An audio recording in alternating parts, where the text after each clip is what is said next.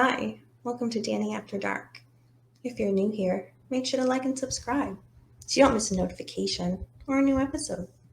Tonight, we'll be featuring the case of Donald Harvey.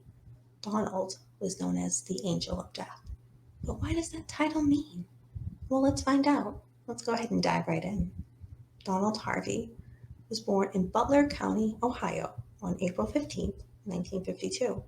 After his birth, his family moved to Boonville, Kentucky. Donald began working in and around the medical profession as young as 18 years old. His first job in this field was as an orderly at the Marymount Hospital in London, Kentucky. This hospital is where everything began. Donald there smothered his first victim to death. Following the murder, he cleaned up the patient. He hopped in the shower to clean off himself, then notified staff that the gentleman passed away. Donald said of the incident, quote, "No one ever questioned it," end quote. Just 3 weeks after he committed his first murder, he killed again. He disconnected an oxygen tank at an elderly woman's bedside, and she passed away. Well, since his first 2 murders went very easily undetected, Donald became more bold. He started to experiment upon his methods on each victim. The items that he used on his next 12 victims varied from plastic bags, morphine, and a variety of different drugs. In one of these cases, the patient had an argument with Donald because he thought Donald was trying to kill him. Well, during the argument, reportedly, the patient knocked Donald out cold with a bedpan. This didn't go over so well. Upon recovering from the blow, Donald waited until later that night, snuck into the patient's room, and stuck a coat hanger through the man's catheter. Due to the puncture, an infection set in, and the man died just a few days later.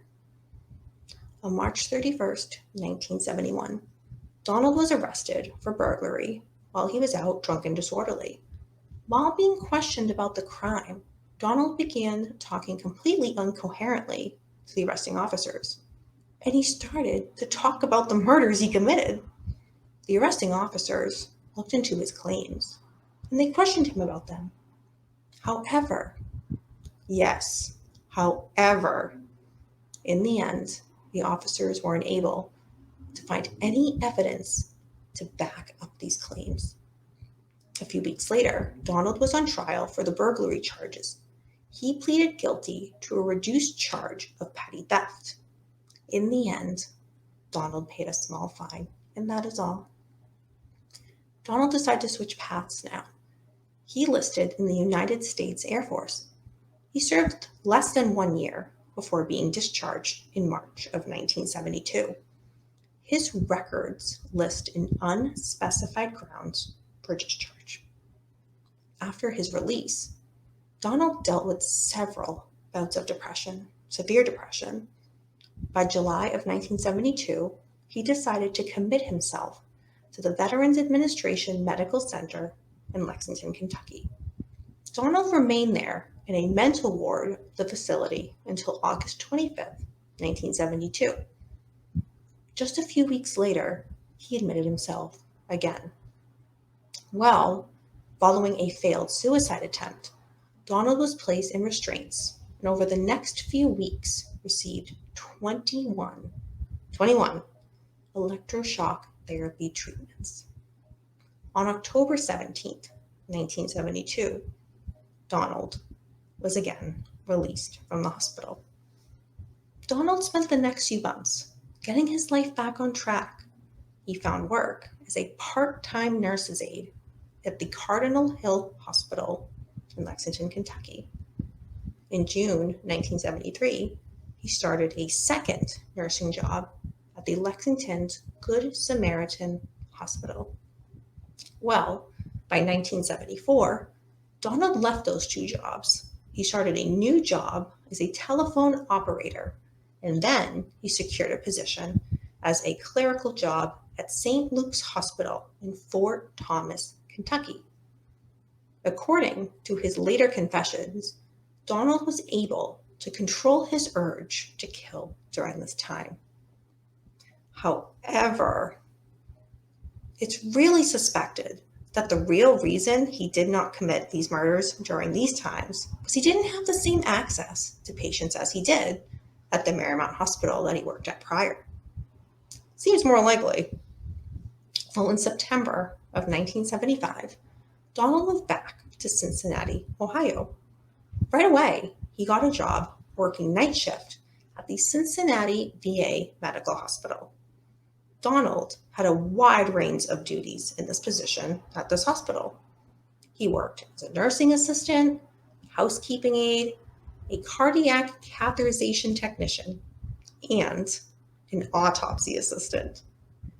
Over the next 10 years, Donald murdered at least 15 patients while working at this hospital. In fact, he kept a journal of his crimes, and he took very specific notes on each victim, detailing how he murdered them. For example, one note might say, pressing a plastic bag and wet towel over the mouth and nose. Another note would say, sprinkling rat poison in a patient's dessert. Adding arsenic and cyanide to orange juice.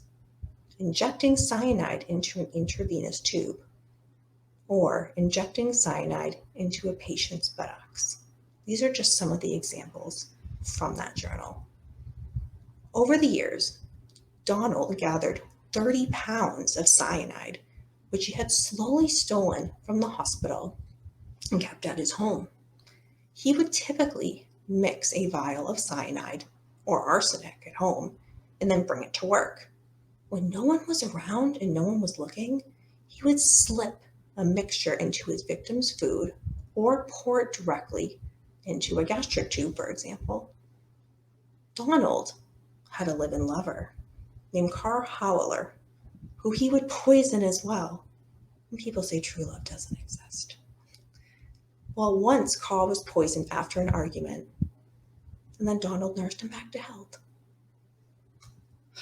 After disagreements with Carl's parents, Donald began to poison their food as well with arsenic. Well, finally, January 1984, Carl broke off the relationship. He asked Donald to move out. Donald was so angry at Carl and spent the next 2 years trying to kill Carl with poison. At one point, Donald even tried to kill a female friend of Carl's as a way to get his revenge. Unbelievable. Well, neither attempt worked, but this did manage to land Carl at a hospital at one point because he had unknowingly ingested some of the poison. Not enough to kill him, but enough to make him sick. On January 18th, 1985, Donald was caught leaving work with a suspicious bag. Inside was a .38 caliber pistol, hypodermic needles, surgical scissors, gloves, cocaine spoon, 2 books on occult lore, and a biography of a serial killer. Well, since he brought a weapon into a VA facility, he was charged just $50, but he was forced to resign from his job. But he found work again. In February 1986, Donald was hired as a part-time nurse's aide at the Cincinnati Drake Memorial Hospital. He would eventually work his way up there to a full-time position. For the next 13 months, he murdered 23 more patients. Some examples of how he killed them: he disconnected life support equipment, injected them with mixtures of arsenic, cyanide, and a petroleum-based cleaner. Well, by now, authorities became suspicious of Donald. In 1987, after the death of a patient named John Powell, that death occurred in March. Police were really looking into something's wrong here. John, the patient, was comatose for several months, but he had started to recover before his death. Well, during the autopsy, an assistant coroner noticed the faint smell of almonds. Well, that's a telltale sign of cyanide. Authorities were unable to find any evidence or motive pointing to any of the patient's friends, family, So they began to focus on hospital employees. Who had access to this patient John's room? Police secured a search warrant and they looked in Donald's apartment. Investigators found a ton of evidence against him. They found jars of cyanide, jars of arsenic, books on occults, books on poisons, and they found his journal, the journal that detailed each murder he committed. Very specific details on each of those. While Donald was arrested in April 1987, he was charged with one count of aggravated murder. He filed a plea of not guilty by reason of insanity. By August 11, 1987, 35-year-old Donald sat down with investigators and confessed to committing 33 other murders over the past 17 years. Well, as the days went by, that number grew to 70 in all. 70. Following several psychiatric tests by numerous experts, the spokesman for the Cincinnati prosecutor's office stated, quote, "This man is sane, competent, but he's a compulsive killer. He builds up tension in his body, so he kills people." End quote. Donald insisted that most of the murders were mercy killings. Donald eventually pled guilty to 24 Ohio hospital murders, and he received 20 years to life in prison for each count. Donald then pled guilty to 8 counts of murder and 1 count of manslaughter in Kentucky. And for those, he was sentenced to 8 life terms and 1 20-year term. Donald Harvey's first parole hearing was scheduled for 2047. By then, he will be 95 years old. He ain't ever gotten out. In 1991, he did an interview with the Columbus Dispatch, and Donald made this statement when he was asked, "Why did you kill?" Quote, "Well, people controlled me for 18 years, and then I controlled my own destiny. I controlled other people's lives, whether they lived or died. I had that power to control. After I didn't get caught for my first 15, I thought it was my right. I appointed myself judge, prosecutor, and jury. So I played God." End quote. And that is the case of the angel of death, Donald Harvey. Thank you for sticking for another episode of Danny After Dark. Again, make sure to like and subscribe so you don't miss a notification or a new episode. And leave a comment down below. Do you have a question about the case? Do you have a comment about it? Drop it down below. Let's be interactive. Do you have a suggestion for a case that you would like to see me cover? Leave it down below, and you may see your suggestion in a future episode. Until next time, we don't live in darkness. Darkness lives in us.